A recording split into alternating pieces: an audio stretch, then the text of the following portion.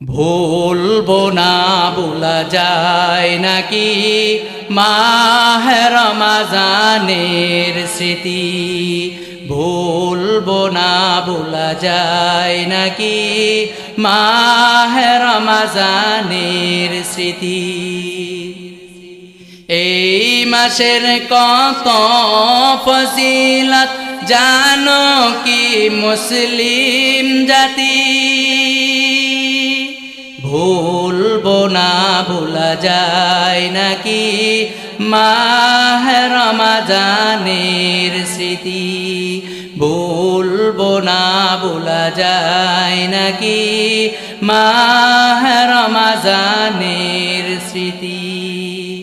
কি মহিমা এ মাসেরি, কি মহিমা এ মাসেরি, হয়েছে তারা আগমন আল্লাহরি সেই পবিত্র কালাম মহাগ্রন্থ আল কোরআন। কি মহিমা এ মাসেরি, হয়েছে তার আগমন। এক নেকে ৭০ রহমান দিয়েছেন নফল সমান। রহমত বরকত নাজাতের মাস, জ্বালাও আমলের বাতি। ভুলবো না ভোলা যায় নাকি মাহে রমজানের স্মৃতি। ভুলবো না ভোলা যায় নাকি মাহে রমজানের স্মৃতি। এই মাসের কত ফজিলত জানো কি মুসলিম জাতি। সামনে কি আসছে? রমজান মাস আসতেছে, যে রমজান মাসের ফজিলত অনেক। আল্লাহ তাআলার নবী বলেন, এই রমজান মাসে আল্লাহ তাআলা এমন এমন ফজিলত রেখেছেন, কোন বান্দা যদি একটা নফল ইবাদত করে তাহলে মালিক তারে একটা ফরজ আদায় করার সমান সওয়াব দান করেন। কয়টা ফরজের সমান? এই যে আজকে আমরা এশারে নামাজ পড়ছি, ঠিক না? এই এশারে নামাজ ৭০ দিন। ৭০ দিন কয় দিনে হয়? 2 মাস 10 দিনে। এই 2 মাস 10 দিন এশারে নামাজ পড়লে একটা সওয়াব হবে না? কিন্তু রমজান মাসে কোনো মানুষ যদি একদিন একবার এশারে নামাজ পড়ে, রমজান ছাড়া ৭০ দিন এশারে নামাজ পড়লে যে সওয়াব, এই সওয়াব আল্লাহ তাআলা তার আমল নামায় দিবেন। তাহলে আমি আপনি ক্ষেতের মাঝে একটা দান রোপণ করলাম, দান রোপণ করার কারণে একটা দান থেকে আমি অনেকগুলি দান পাইলাম নাকি? তাহলে এই রমজান মাসে যদি আমি আপনি একটা আমল করি, যদি একটা ফরজ করি ৭০টা ফরজের সমান সওয়াব, আর যদি একটা নফল করি তাহলে কয়টা ফরজের সমান সওয়াব? একটা ফরজের সমান সওয়াব। চিন্তা করা যায়? এবং রমজান মাসে একটা বিশেষ আমল আসেনি রোজার পরে? কন্ত কি আমল? তারাবি। তারাবির আমল আছে না? বাইহাকি শরীফের ভিতরে একটা হাদিস বর্ণনা করে যে তারাবির প্রতিটা সেজদার বিনিময়ে, কিসের বিনিময়ে? ভালো করে বুঝবেন। তারাবির 1500 করে নেকি। কত করে নেকি? তারাবির নামাজে একটা সেজদা দিলে নেকি কতগুলি? তাহলে তারাবির নামাজ কয় রাকাত? সেজদা কয়টা? বুঝেন নাই? 40টা। না করলে কেমনে বুঝবেন? কারণ এটা তো একটা বিশাল বড় পেঁয়াজ। কেউ কো 8 রাকাত, কেউ কো 20 রাকাত, কেউ কো না পড়লেও চলে। ইমাম মালিক রহমাতুল্লাহ আলাইহির মাযহাব হচ্ছে যে কোনো মানুষ যখন নামাজ পড়বে তখন আমরা যেমন আল্লাহু আকবার বলে হাত বাঁধি না, ওনার মাযহাবে হচ্ছে আল্লাহু আকবার বলে হাত ছাইরা দিবে। এখানে হজ করছেন বা মক্কা মদিনায় ছিলেন এমন কেউ আছেন? হেরাম শরীফে এটা খুব বেশি দেখা যায়। চতুর্দিক থেকে মানুষ আছে, কিছু মানুষ বুকের উপরে হাত বাঁধতেছে, এটা আহলে হাদিস না। বুকের উপরে হাত বাঁধতেছে এরা কি না, এটা আহলে হাদিস না, এটা শাফি মাযহাবের, শাফি রহমাতুল্লাহ আলাইহির মাযহাব। আর হানাফি মাযহাব নাভির নিচে হাত, মালিক রহমাতুল্লাহ আলাইহির মাযহাবে হাত বাঁধাই নাই। এটা নিয়ে তর্ক করলে, ন্যায় করলে, এটা কি এমন একটা আমল যেটা সুন্নত, যেটা হাত ছাইরা দিল চলে, এখন এটা বাধা নিয়ে যদি কেউ দ্বন্দ্ব করে তাহলে এটা সমস্যা না? সাধারণ বিষয় নিয়ে যদি দ্বন্দ্ব করে এটা সমস্যা না? এই পর্যন্ত কোনো ইমাম আহলে হাদিস বলেন, সালাফি বলেন, হানাফি বলেন, শাফি বলেন, মালিকি বলেন, কোনো ইমাম বলছে যে জোহরের নামাজ 2 রাকাত, জোহরের ফরজ কয় রাকাত, তাহলে এটা ফরজ 4 রাকাত, এটা তো ঠিক আছে। আমি নাচতে কইতেইব না জোরে কইতেইব, আস্তেও বলা যা জোরেও বলা যা, যেটা দুনুভাবেই যায় ওইটা নিয়ে দ্বন্দ্ব কেন? এটার ভিতরে ঘাবলা, এটা নিজেরে বড় প্রকাশ করবার চা।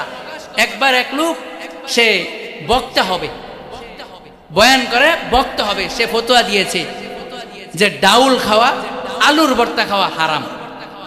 ডাউল খাওয়া আলুর ভর্তা খাওয়া কি হারাম? এখন দেশের ওই এলাকার স্থানীয় উলামায়ে কেরাম যারা আছে সবাই আইছে, পরে কেডি এমনি এমনি কইলে হইতো না, বড় একটা মাহফিল কইরা পরে কইতে হইব। কি করতে হইব? আপনারা আমার কথা বুঝতেছেন না? বড় একটা মাহফিল কইরা সবাই এটার পক্ষে দলিল দিব যে জায়েজ, আমি এটার পক্ষে দলিল দেম যে এটা হারাম। এটা বড় একটা মাহফিল করতে হইব। এখন এলাকার উলামায়ে কেরাম মানুষ কই এটা কি কইলা, আচ্ছা যা বড় মাহফিল কর। এই উসিলাই তো দূর দূরান্ত থেকে বড় হুজুর আইবনি, সে উইটাই বইলা ছুড়ে ক যে ডাউল খাইলে মৃত্যু, যার ডাউল খাওয়াটা যার মৃত্যুর কারণ, আলুর ভর্তা খাওয়া যার মৃত্যুর কারণ, তার জন্য হারাম। মানে ডাউল খাইলে মারা যাইব, এমন রোগ হইছে যে ডাউল খাইলে মারা যাইব, এমন রোগ হইছে আলুর ভর্তা খাইলে মারা যাইব, তার জন্য হারাম। নিজের বড় হুজুর বানাই। শাফি রহমাতুল্লাহি আলাইহি তিনি কোন সময়ের? তিনি হলেন তাবেঈ, সাহাবাদের পরের সময়ের। উনি বইলা গেছে এখন যদি 1500 বছর আগে, 1400 বছর আগে একটা জিনিস প্রমাণ হয়েছে, এটা যদি আজকে কালকে আমি এসে বলি যে এটা আমি প্রকাশ করেছি, তাহলে এটা বাটপারি স্যার আর কিছু। তাহলে বলতেছিলাম তারাবির কথা। তারাবির প্রতি সেজদার বিনিময়ে নেকি কত? 1500। প্রতি রাকাতে সেজদা কত? 2টা। তাহলে এক রাকাতে আমরা নেকি পাইলাম সেজদা দিয়া তারাবি পড়ে কত? 3000। তাহলে সারা দিন রোজা রেখে একদিন তারাবি পড়লে সেজদার নেকি সেজদা পাইলাম 40টা। 1500 করে যদি নেকি হয়, যদি এটা গুণ দেই, তাহলে একদিন আমার আপনার আমল নামাই 20 রাকাত তারাবি পড়লে সেজদার সওয়াব মিলতেছে 60,000। 20 রাকাত তারাবি পড়লে সূরা পড়ছি, রুকু করছি, বৈঠক করছি, এর সওয়াব তো রইলই। শুধু সেজদা করার কারণে সেজদার তাসবিহ পড়লাম ওইটা না, শুধু সেজদা করলাম। সেজদা কারে বলে? কপাল আর নাককে মাটিতে লাগায়া দেওয়া। এই কপাল আর নাককে মাটিতে লাগানোর কারণে, আমি আপনি 40 বার লাগানোর কারণে একদিনে নেকি পাইলাম 60,000। কয় হাজার? আর যদি বলেন 8 রাকাত, তাহলে 8 রাকাত তারাবি পড়লে 8 রাকাতের ভিতরে সেজদা হয় কয়টা? প্রতি রাকাতে 2টা, 8 দুগুণে 16। তে 16 যদি আপনি 1500 করে গুণ করেন, নেকির পরিমাণ দাঁড়ায় 24,000। কয় হাজার? এখন একটা কথা এর আগে বলি, আমার এলাকায় এক মুরব্বী ছিল, তিনি মারা গেছে। তিনি কোনোদিন তর্কে যাইতো না, যে যেটা বলতো ঠিক আছে তোমার কথা সত্য। সে একদিন বলতেছে যে যারা ফকিরি করে এরা বলে হাসর নাই, এরা বলে কিয়ামত হবে না। ঠিক আছে, তাহলে যারা নামাজ পড়তেছে, বাই চান্স যারা নামাজ পড়তেছে, ফকিরি করে যারা নামাজ পড়ে না, অনেকে বলে নামাজ পড়ে কেরবো, কিয়ামত হবে না, হাসর হবে না, এই বিভিন্ন কথা বইলা তারা নামাজ থেকে বাহিরে থাকে। তে ওই লোক বলতেছে ঠিক আছে, যদি কোনোদিন হাসর হয়েই যা, কি হয়ে যা? হাসর হয়েই যা, আর যদি নামাজেই লাগে জান্নাতের চাবি হিসাবে, জান্নাতে যাইতে নামাজই লাগে, তাইলে তো যারা নামাজ পড়ছে এরা গোল দিয়া দিছে। কি দিয়া দিছে? ধরেন কিয়ামত হবে না, এটা কিয়ামত হবে বিশ্বাস করি, কিয়ামত হবে না, তাহলে যে নামাজ পড়ছে না সেও জান্নাতে যাইব, আমি নামাজ পড়ছি জান্নাতে যাব। আর যদি কিয়ামত হয়, যদি কিয়ামত হয় তাইলে তো যে নামাজ পড়ছে হ্যাঁ, আর যে নামাজ না পড়ছে তার হালত কি? ধরেন তারাবি আপনি বলছেন 8 রাকাত, আমি 8 রাকাতই মানলাম, মরার পরে যদি আল্লাহ কজে না তারাবি 20 রাকাতই আছে, তখন যে 20 রাকাত পড়ছে সে তো এক এক দিন তারাবির কারণে নেকি পাইল 60,000, আর আমি আর আপনি 8 রাকাত পড়ার কারণে সব পাইলাম 24,000। ব্যবধান আসেনি? একজনে পাইল $24 আর একজনে পাইল $60। দুইজনের কি অর্থ সম্পদ এক সমান হবে?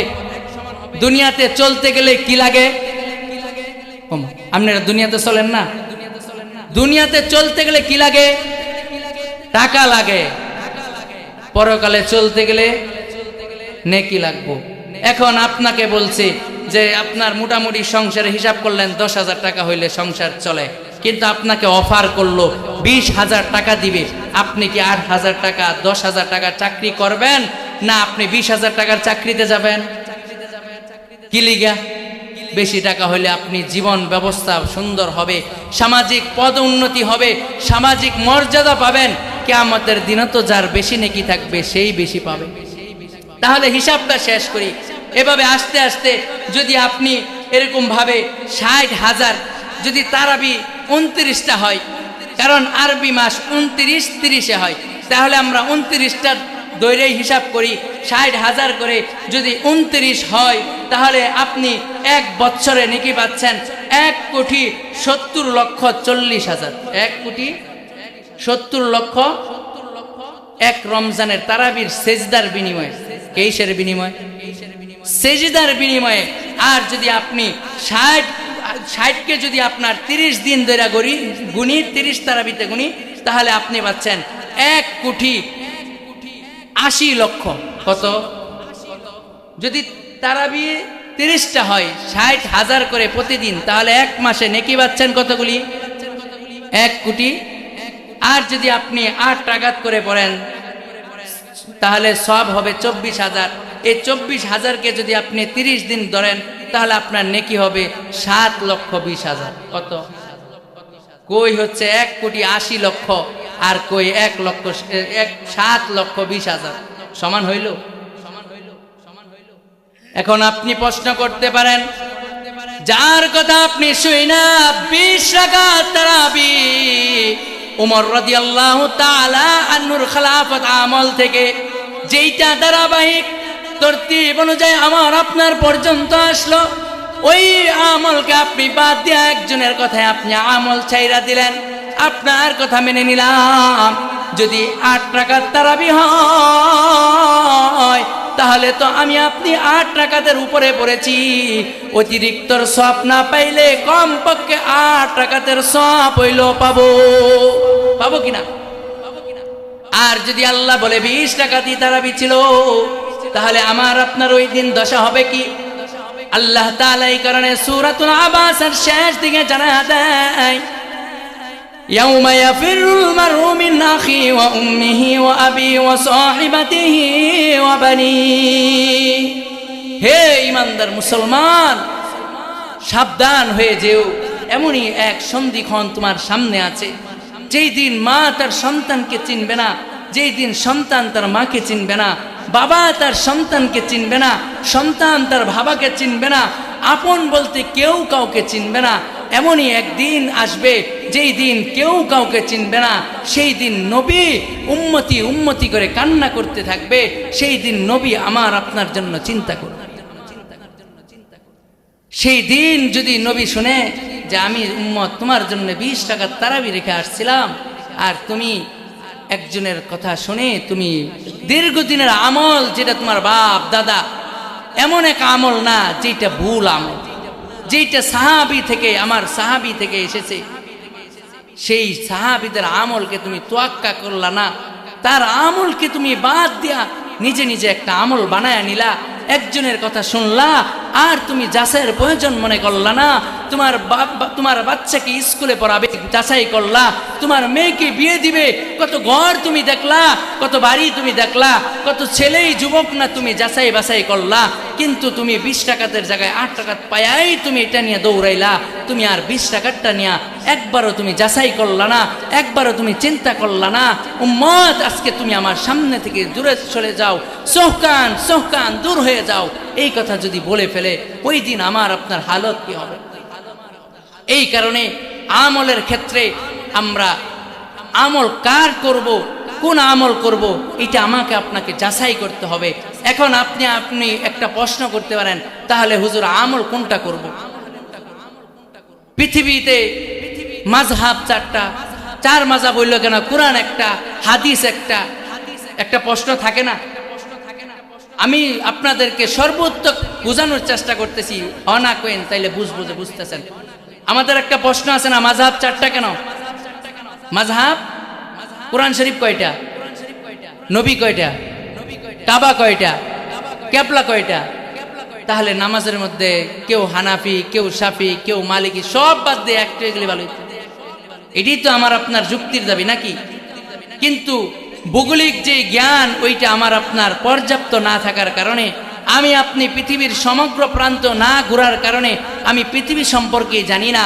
এই যে আমি আপনি যে পৃথিবীতে বসবাস করি, এই পৃথিবী 4 ভাগে বিভক্ত। কয় ভাগে বিভক্ত? কিছু জায়গা সমতল,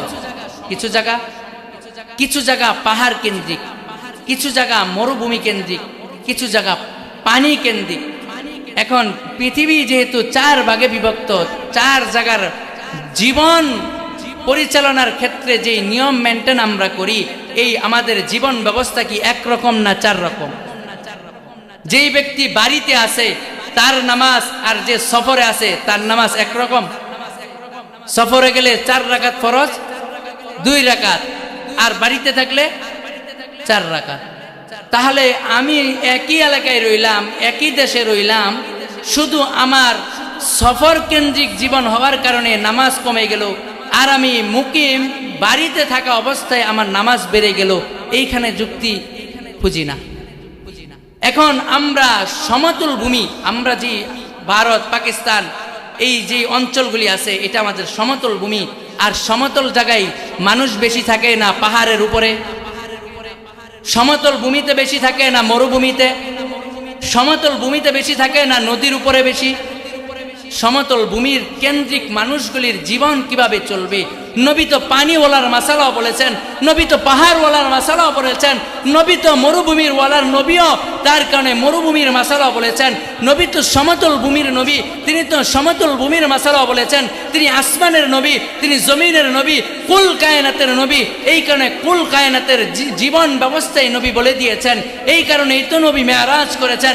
এই কারণেই তো নবীর জন্মের পরে তিনাকে ফেরেশতাদের মাধ্যমে সমগ্র পৃথিবী ঘুরিয়ে নিয়ে আসা হয়েছে, যেন কোনো মাখলুকাত বলতে না পারে যে একজন নবী আসছিল, কিন্তু কে সেই নবী ছিল আমরা দেখি নাই, আমরা জানি না, আমরা চিনি না, এই কথা যেন বলতে না পারে। এই কারণে আমি আপনি সমতল ভূমিতে, এখন সমতল ভূমির জন্য যিনি মাসালা নিয়ে ফিকির করেছেন, এই পানির মাসালা থেকে বাইসা, মরুভূমির মাসালা থেকে বেছে, পাহাড়ের মাসালা থেকে বেছে, সমতল ভূমির মানুষের জন্য যে মাসালাগুলি একটা সাইডে এনেছেন, সেই মাসালাটা হলো ইমামে আজম ইমাম আবু হানিফার মাযহাব। এখন আপনি বলেন, আমার বাবার ঘরে আমরা 4 ভাই বোন, কিন্তু আমার বাবাকে জুবায়েরের বাবা বলে, তাহলে আমার বাকি আরো 3 ভাই বোন আছে, তারা কি অপরাধ করছে? তাদের বাবা কি আমার বাবা, তাদেরও বাবা না? কিন্তু আমি বাবার বড় সন্তান হওয়ার কারণে আমার নামের সাথে কি হয়েছে? নিসবত হয়েছে, যে জুবায়েরের বাবা, আব্দুর রহমানের বাবা, মুহাম্মাদের বাবা, মাহমুদের বাবা। বড় সন্তানের সাথে মা বাবার একটা নিসবত হয়। সেম তেমনি ভাবে ইমামে আজম আবু হানিফার বাপ দাদার সম্পত্তির মাযহাব এইটা না, বরং এই মাযহাবে 100 লক্ষ বড় বড় জগৎ বিখ্যাত দেশের সর্বশীর্ষস্থানীয় এরকম বড় মাপের 100 লক্ষ ইমাম যেই মাযহাবকে চালনি দিয়ে চেলে চাইলা মাযহাবকে মাসালাকে একত্রিত করেছে, কিন্তু ইমামে আজম তিনার এই মাযহাবকে সম্বোধন করেছে, যেহেতু তিনি প্রথম এই মাযহাব নিয়ে কাজ করেছেন, এই কারণে তিনার সাথে সম্পৃক্ত করেছে। ইমামে আজম আবু হানিফা, হানাফি মাযহাব। এখন এইটাও তো আমরা জানি না ইমামে আজম আবু হানিফার তিনার এটা কিন্তু নাম না, তিনার নাম হচ্ছে নুমান, বাবার নাম সাবেত, নুমান ইবনে সাবেত।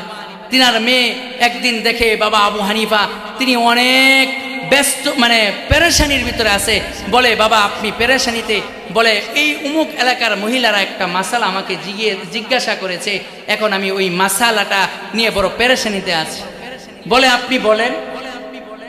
পরে ইমাম আজম আবু হানিফা তিনি বললেন, তিনার মেয়ের কাছে বললেন, বলার পরে বলতেছে এই মাসালার উত্তর আমি জানি, তবে এই মাসালার উত্তর দিব, একটা শর্ত আছে, আপনার নামের সাথে আমার নাম জুড়ে দিতে হবে, যেন কিয়ামত পর্যন্ত যতদিন আপনার এই নাম থাকবে ততদিন যেন আপনার নামের সাথে আমার নামটা মানুষ নেয়। এই কারণে তখন থেকে আবু হানিফা তিনার নাম ছিল নুমান, তখন থেকে তিনি তিনার কুনিয়ত, তিনার এই লকব ব্যবহার করেছেন আবু হানিফা। আবু নত্য বাপ, হানিফা মানে হানিফার বাপ, হানিফা তিনার মেয়ের নাম। এই তিনি যেহেতু শুরু করেছেন, এই কারণে তিনার নামের সাথে সম্পৃক্ত করে এইটা হয়েছে যে হানাফি মাযহাব। এখন যদি আপনি বলেন আমি শাফি মাযহাব মানব, বাংলাদেশে কোনো শাফি মাযহাবের হুজুর নাই, কিভাবে মানবেন? 1400 বছর আগে কোরআন আপনার উপরে নাজিল হয়েছে না নবীর উপরে? তো নবী থেকে যেভাবে আসছে ওইটা মানবেন না নিজে নিজে মানবেন? তাহলে একটা সহজ কথা বলি, কোরআন শরীফের ভিতরে আছে যে আইনুন অর্থ ঝর্ণা, আইনুন অর্থ চক্ষু, আইনুন অর্থ হাঁটু। এই আইনুন একটা শব্দ যার অর্থ কি ঝর্ণা, অর্থ কি পানি প্রবাহ, পাহাড়ে যে ঝর্ণা হয় এই ঝর্ণাকেও আইনুন বলে। আবার মানুষের চোখকেও আইনুন বলে, আবার হাঁটুকেও আইনুন বলে। এখন আপনি অনেকগুলি অর্থ জানেন, কিন্তু এই জায়গায় কোন অর্থ ব্যবহার হয়েছে এটা না জানলে অর্থ তুলতে পারবেন? এই জিনিস আপনি যদি এখন যে আমি বললাম নহর পানির নালা দিবে, এখন এটার আরো অর্থ আছে, যদি অন্য অর্থ নেন তাহলে কি এটা হবে? ইমাম শাফির মাযহাব হলো পানি কেন্দ্রিক মানুষের জন্য, উনার জীবন বৃত্তান্ত, জীবন ব্যবস্থা কঠিন। এখন যদি আপনি শাফির মাযহাবের অনুসারী হন তাহলে আপনাকে ওযু করতে হবে 6 ফরজ মিনিট। কয় ফরজ? এতদিন জানছেন কয় ফরজ ওযু? তাহলে আপনি যদি বুকের উপরে হাত বাঁধেন শাফির অনুসারী হইলেন, ওযু করতে হবে কয় ফরজ যায় না? 6 ফরজ যায় না। এখন ওযুর কোনো একটা ফরজের কোনাকাঞ্চি বাকি থাকলে নামাজ হবে? ওযুই হবে না, নামাজ হবে কোত্থেকে? যদি মালিকের মাযহাবের অনুসরণ করতে যান, সৌদি আরব দেখছেন, টিভিতে দেখছেন, বড় শায়েক বলছে, তাহলে শায়েকের কাছ থেকে আগে ওযু শিখে নিয়েন, না হয়তো আপনার কোনো আমল হবে না। এটা ইসলাম হচ্ছে সুন্দর এক ধর্ম, এখান থেকে একটু ওখান থেকে একটু, এইভাবে না। ইসলাম হচ্ছে একবারে মানুষের জীবন ব্যবস্থা, কমপ্লিট জীবন ব্যবস্থা। এখানে কিছু ছাড়বো কিছু ধরবো, অমুক দিন তার আদর্শ, অমুক দিন তার আদর্শ না, যে কোনো একটা জিনিসকে আপনার মানতে হবে। যেমন ধরেন এখান থেকে পাকন্দিয়া যাওয়ার একাধিক রাস্তা আছে না? এখন যদি আপনি ডাইনের রাস্তা দিয়ে অর্ধেক গেছেন ফিরাইছেন, আবার বামের রাস্তা দিয়ে অর্ধেক গেছেন আবার ফিরাইছেন, কিয়ামতের বেন্না পর্যন্ত গেলেও কি আপনি পাকন্দিয়া বাজারে যাইতে পারবেন? যেতে হবে যেই কোনো এক রাস্তা ধরে, গন্তব্য পাকন্দিয়া। আপনি যেই 5টা রাস্তা আছে, যেই কোনো এক রাস্তায় হাঁটলে পাকন্দিয়া চলে যাবেন। কোরআন একটা, নবী একটা, কাবা একটা, আল্লাহ একজন। এই কারণে আল্লাহ তাআলার নবী তিনার সমস্ত তরিকাকেই নবীর তরিকাকেই আল্লাহ দুনিয়াতে বাস্তবায়ন করে রাখতে চেয়েছেন। এই কারণে আল্লাহ তাআলা 4 অঞ্চলের জন্য 4 ইমামকে নিয়োগ করে 4 ভাবে আল্লাহ তাআলার নবীর তরিকাগুলিকে জমিনের উপরে টিকায় রাখছেন। এই কারণে আমরা আমাদের যে অঞ্চল আছে, আমরা যে অঞ্চলের উলামায়ে কারামের সোহবতে আছি, ওনারা যে আমল করে আমরা এটা করব, তাহলে আমাদের আমল আল্লাহ তাআলার কাছে পছন্দ হবে এবং এই আমলটাই সহি হবে। এখন সহজে বলি, উনি হচ্ছে আমাদের বড় ভাই জামিয়া আনোয়ারিয়া বর্মি, গাজীপুরের ঐতিহ্যবাহী দ্বীনি প্রতিষ্ঠান। ওই প্রতিষ্ঠানে, যে প্রতিষ্ঠানে উনি পড়ে মুফতি হয়েছেন, ওই প্রতিষ্ঠানে আমিও পড়েছি। এখন উনি 17 বছর আলুর ভর্তা ডাউল খায়া শিখছে, ভুল শিখছে, ভুল শিখছে।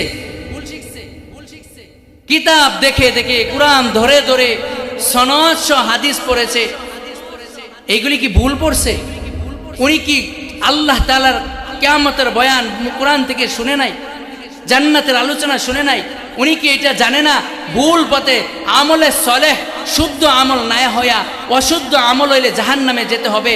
আর এইটা জেনেও তিনি কি নামাজ ভুল পড়বে, তিনি ওযু ভুল করবে, এইটা আপনার মনে হতে পারলো?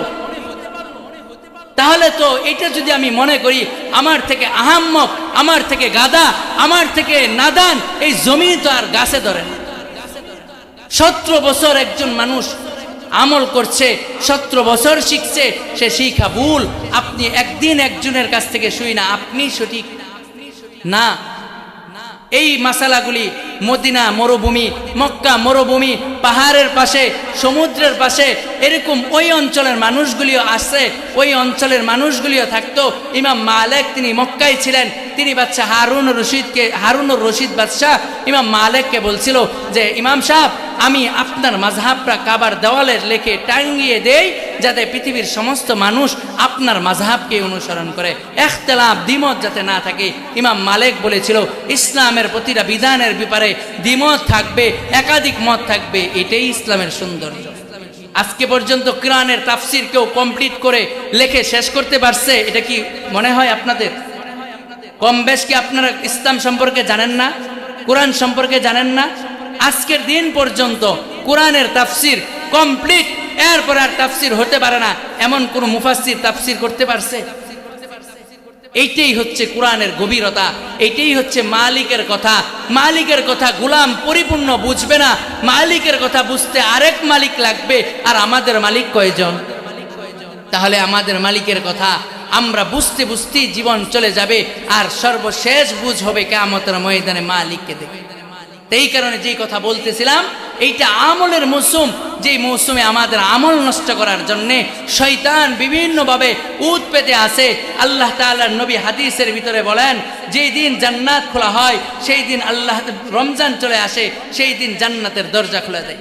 ক্বালান নবী সাল্লাল্লাহু আলাইহি ওয়াসাল্লাম, ইযা দাখালা রমজানু, যখন রমজান যখন প্রবেশ করে, ফুতিহাত আবওয়াবুল জান্নাহ, তখন আল্লাহ তাআলা জান্নাতের দরজাগুলি খুলে দেয়। ওয়া ফি রাওয়ায়াতিন আবওয়াবুস সামা, আরেক বর্ণনায় আছে আল্লাহ আসমানের দরজাগুলি খুলে দেয়। ওয়াগুল্লিকাত আবওয়াবু জাহান্নাম, আর আল্লাহ তাআলা জাহান্নামের দরজাগুলি বন্ধ করে দেয়। ওয়া সুলসিলাতিস শায়াতিন, আর আল্লাহ তাআলা শয়তানকে শিকলবন্দি করে ফেলে। শয়তান সারা বছর বইরা আমাকে আপনাকে এরকম কুমন্ত্রণা দিল, আর এই কুমন্ত্রণা যাতে আর দিতে না পারে, এই কারণে আল্লাহ তাআলা রমজানের চাঁদ ওঠার সাথে সাথেই শয়তানকে বন্দি করে ফেলে। কি করে ফেলে? এরপরও কি আমাদের সমাজে গুনাহ হয় না? হয় না? রমজান মাসে হয় না? এইটা কোনটা? ওই যে প্রত্যেক জিনিসের একটা প্রভাব আছে। যেমন আপনি ফ্যান দিলেন, ফ্যান দেওয়ার সাথে সাথেই ঘুরে, বন্ধ করার সাথে সাথেই বন্ধ হয়। তার একটা প্রভাব আছে, প্রভাবের কারণে ঘুরতে থাকে। এই কারণে আল্লাহ তাআলার নবী বলে, যখন রজবের চাঁদ উঠে তোমরা তওবা করো, যখন শাবানের চাঁদ উঠে তোমাদের দুনিয়ার কাজগুলিকে থেকে বিরত হয়ে যাও। কে গোলাম আছে গোলামের কাজ কমায়া দাও, কে যাকাত দিবা হিসাব করে যাকাত দিয়া দাও। এরকম ভাবে তোমরা তোমাদের সকল কাজগুলিকে শেষ করে তোমরা তোমাদেরকে নিজেদেরকে মালিকের কাছে তওবা করে তোমাদেরকে প্রস্তুত করো, যেন তোমরা রমজানের এই বিশাল ফজিলতের কাজগুলি গ্রহণ করতে পারো। আল্লাহ তাআলা নবী বলেন, আল্লাহ তাআলা বলেন, এই যে সিয়াম রোজা, এইটা হচ্ছে আমি মালিকের জন্য, এটার প্রতিদান আমি মালিক দিব। রমজানের প্রতিদান, রোজার প্রতিদান সব কে দিবেন? তারাবির ফজিলত কইছি, এই পর্যন্ত কোনো উলামায়ে কেরাম, কোনো আলেমকে শুনছেন যে রমজানের রোজা রাখলে এই পরিমাণ সব বলতে পারছে? কারণ আল্লাহ বলেন, বান্দা সেই রোজাটা কেমন রোজা যে সুবহ সাদিক হয়ে গেছে আর খাইলো না, সূর্য ডুবছে পরে খাইছে, কত সময় একা ছিল, কত সময় পানির তলে ডুব দিয়েছে, কেউ দেখে নাই, কিন্তু সে আমি মালিকের জন্য না খায়া ছিল। আর এই মালিক আমি তো ইনসাফওয়ালা, আর আমি মালিক তো অনেক বড়। যেমন এলাকার চেয়ারম্যান কোনো মসজিদের অনুদান দিলে যা দেয়, এমপি দিলে কি কম দেয় না তার থেকে বেশি দেয়? চেয়ারম্যানের থেকে এমপির মর্যাদা বেশি না কম? এমপির থেকে মন্ত্রীর মর্যাদা বেশি না কম? মন্ত্রীর থেকে প্রধানমন্ত্রীর মর্যাদা বেশি না কম? যে যত বড়, যার মর্যাদা যত বেশি, তার দানের হাত তত বেশি। ঠিক তেমনি ভাবে আমার আপনার মালিক, তিনি তো এমন এক মালিক, এমন এক সত্তা, যে সত্তা আর মালিক তিনি এরকম আসমানের মালিক, জমিনের মালিক।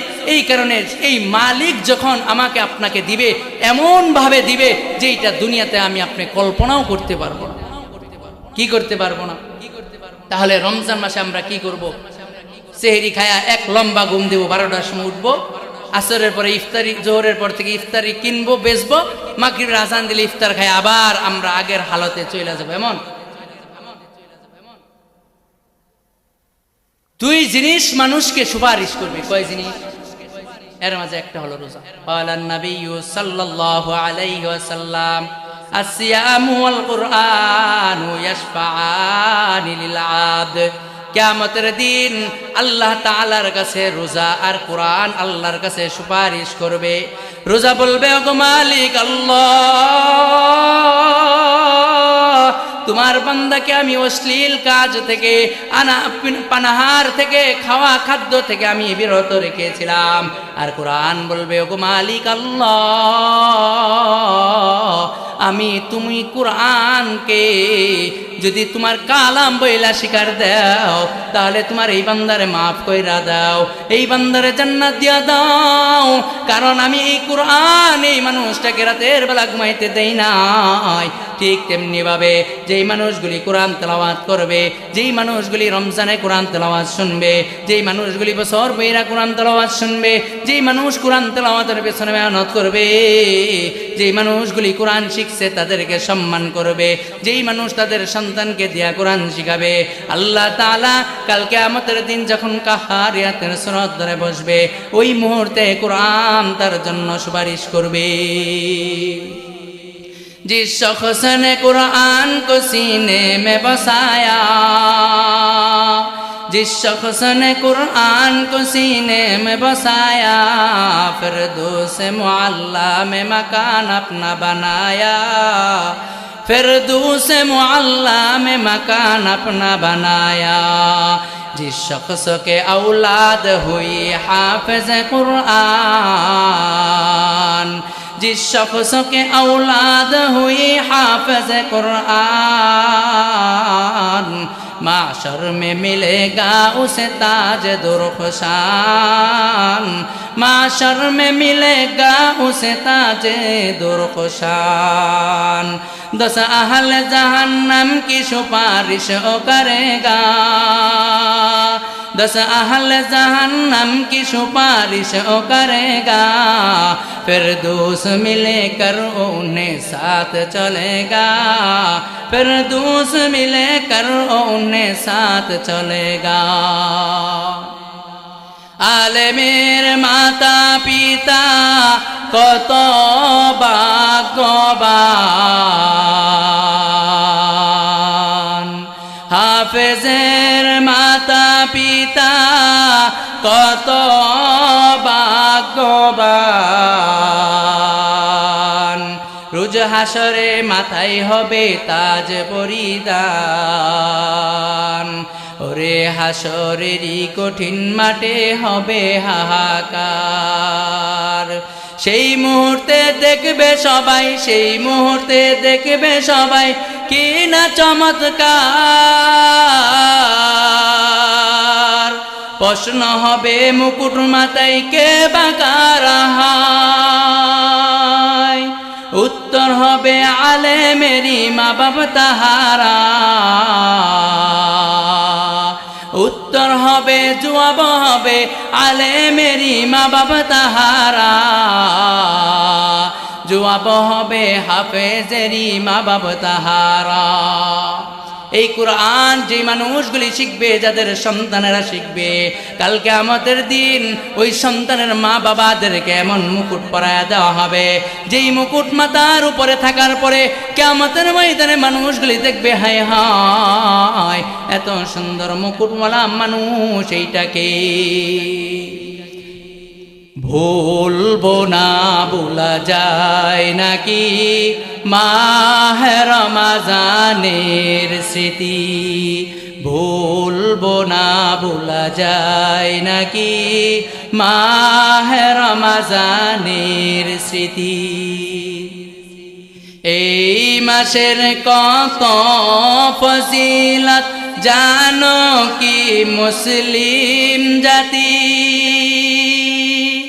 ভুলবো না ভোলা যায় নাকি মাহে রমজানের স্মৃতি ভুলবো না ভোলা যায় নাকি মাহে রমজানের স্মৃতি।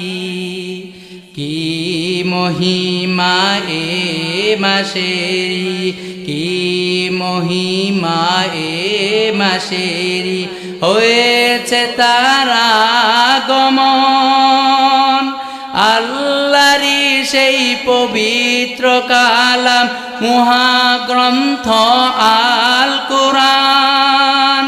কি মহিমা এ মাসেরি হয়েছে তার আগমন এক নেকে ৭০ রহমান দিয়েছেন নফল সমান রহমত বরকত নাজাতের মাস জ্বালাও আমলের বাতি